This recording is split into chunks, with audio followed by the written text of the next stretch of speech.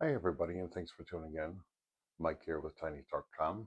Today we're going to be going over my 2026 Top Truck Challenge build, which is a replica build of Jon Martinson's Ghoulie, which is a Fiat 1100 on Unimog axles. So let's have some fun and get digging in. I can show you where we are so far. Okay, so here you can see the basic layout. We've got a low center of gravity chassis. Generic, no-name chassis. We're using the MEUS Isokinetic portal axles, Capra axles. These are the aluminum housings, not the nylon. And I've opted to go with the servo behind the axle here. So there you got the basic setup there. Everything is just loosely put together right now. A mock-up stage at this point. Get my angles right. And you can see what I've done here on the servo. See if you can see that there. Is these are standard size servos. Now I know I could have got a low profile servo, but I had these. So we're going to make them work. So I've raised them up 10 millimeters with this ring here. I don't know if you can see the ring. Yeah, there you go. And that gives it the clearance on the bottom, but I'm not going to be smacking the bottom of the servo and everything. Now, I know it's not the most scaled thing, but considering the vehicles that I'm making the replica of had hydraulic steering, I'm going to say the servo and axle is okay for this.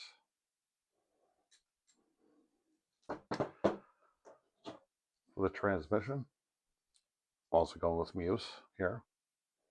This is the overdrive front unit, very low profile, low center of gravity, and I'm going with the HC 550 size motor, 3300 kV. Maybe a little fast for this, but that's okay. We can always drive slower. Just kidding. We both know I won't. Here's a better look at one of those rings that I was talking about that I made for raising the servo up. It's just a piece of 10 millimeter thick by 25 millimeter wide brass. And I just cut it out using a jigsaw and a drill press. And did a little notch down here just for a wire relief to make it easier to put on. So it's a little bit of a pain in the neck, but slides up into place, turns my standard servo into a low profile servo essentially, because there'll be less hanging down below to get caught up. And this one's going to go in the front. I already have the back one in place. I'm going to have to redo a little bit of that. Just the servo horn itself. And there you go. You can see that now the axle is the same height, really. Axle tube is the same height, pretty much, as the bottom of the servo, rather than hanging down here and getting hit all the time. All right, let me show you where we are. I've done a lot of work since the last time I took a video. Probably should have taken more videos. Sorry about that. But here we are. We have the truck set up now. These are not the wheels and tires that are going to be on it. Those will be in the next video. These are just some tires for my other Capra. And I wanted to see how the vehicle went and test everything out. I'm very happy with how it is set up right now. Got my wiring all set up. ESC is going to be back here in the trunk. This is the car body going on here. So ESC back here in the trunk and battery up here under the hood in the front. I made the battery mount here. See if I can get a little canvas strap there for pulling the battery out. This is just some 25 thousandths thick aluminum that I cut and then obviously sanded and filed smooth and everything. You don't want to be puncturing a battery. And right now it just sits in there. I might put a battery strap. I don't know.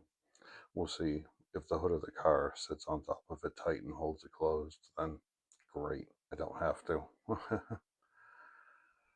uh, yeah, anyway, that's pretty much it. You know, it is set up, working right now. I have it on my Spectrum receiver set up here. I've conformal coded the receiver, attached it right to the back here. And honestly, that's just where it's going to live. I might put a piece of black tape over the orange light so I can't see it from the outside. Trying to keep this more scale, you know. Even though we've got portals here, this is going to be a scale replica. And right now it is beyond the 10 inches maximum width by quite a bit because of these wheels and tires. But I do have a plan for that, and that's going to be coming up in the next video. Not in this one. Here's what I had to do on my steering here to get the angles where I wanted them. I put a 10mm spacer in and a longer servo horn. That's a 27mm monster horn on there. See if you can see that. Yeah. Okay. Anyway, you know what it is. The little light up whip is not going to be living here. It is going to be on the car. It's going to be on the body because the original driver of the vehicle, again, this is a replica, does have a whip on his car. So we're going to stick with that.